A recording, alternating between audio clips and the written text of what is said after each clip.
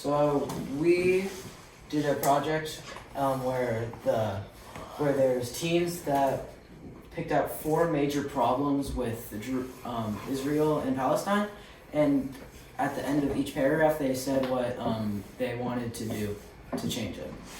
So water is an issue between Israel and Palestine. It's really bad because there's no sanitation company to clean the water before they drink it. Even though 91% of the population has access to clean water, or not clean water, it has access to water, but it is not clean. The water agreement for Palestine is to Palestine in the West Bank to have access to water, but it's only temporary, and they want to make it permanent. The Palestine Committee pays Israel $3 million per year just to get water into the West Bank. I believe that they should get water for free from Israel or the Mediterranean Sea, and it shouldn't cost $3 million for it to be imported. They would do this by getting their trust.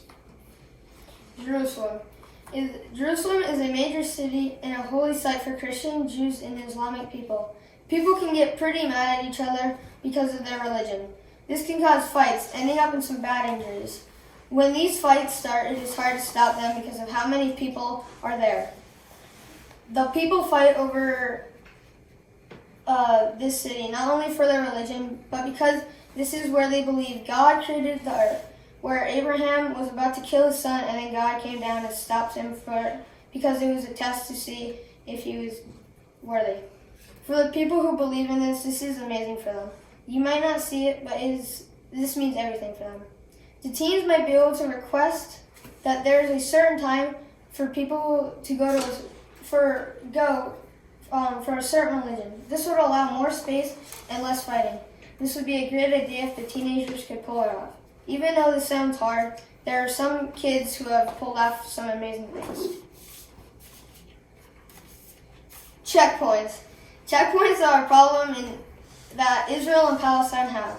They constantly have to go through these checkpoints to get to their home, work, and school. The guards don't let anyone just pass these checkpoints without checking them. That's why they're called checkpoints. This would be dangerous because there are kids who have injuries and need medical attention fast, but these checkpoints can slow people down. This could be a situation where a child almost dies or they lose something up on their body. They need to get rid of these checkpoints to make it easier to cross between Palestine and Israel. The way that they would do that is earning their trust by doing something with each other.